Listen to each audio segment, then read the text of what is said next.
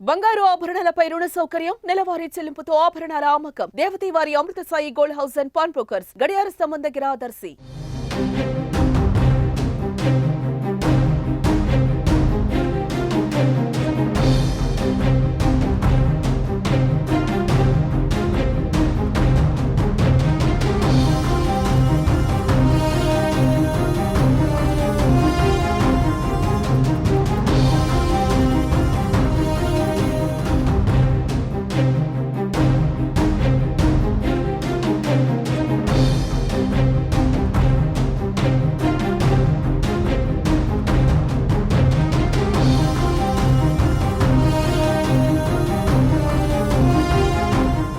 AP రాజధాని అమరావతి పైన చంద్రబాబు ప్రభుత్వం స్పెషల్ ఫోకస్ పెట్టింది.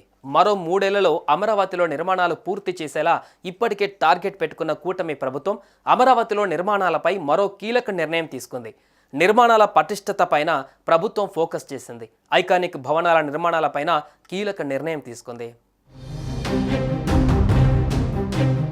రాజధాని అమరావతిలో నిర్మాణాలపైన రాష్ట్ర ప్రభుత్వం కీలక నిర్ణయం తీసుకుంది. ప్రస్తుతం ఉన్న నిర్మాణాల పటిష్టతపై అధ్యయనం చేయాలని ఆదేశించింది. ఐఏఎస్లు, ఎన్జీఓల సముదాయాలు, సచివాలయాల ఐకానిక్ టవర్లు, అసెంబ్లీ భవనాల బేస్మెంట్లపైన అధ్యయనం చేయనున్నారు. రాజధాని నిర్మాణాల స్థితిగతులపైన మంత్రి నారాయణ అధికారులతో సమీక్షించారు. కట్టడాల పటిష్టత నిర్ధారణ బాధ్యతలు ఐఐటి చెన్నైకి అప్పగించాలని నిర్ణయించారు. ఈ మేరకు ఐఐటి చెన్నై, ఐఐటి హైదరాబాద్ సంస్థలకు ప్రభుత్వం లేఖలు రాయనుంది.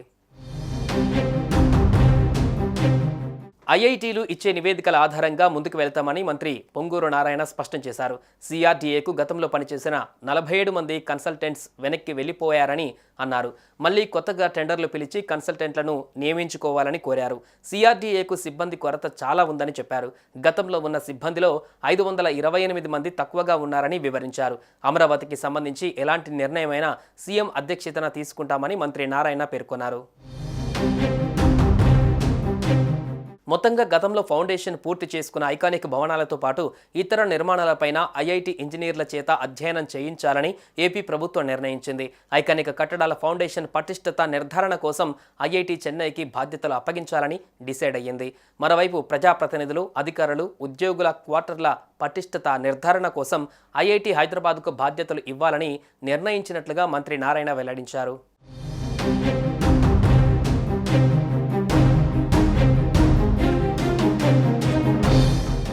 సుమన్ టీవీలో మీ పర్సనల్ అండ్ బిజినెస్ ప్రమోషన్స్ కోసం కింది నెంబర్కి కాంటాక్ట్ చేయండి.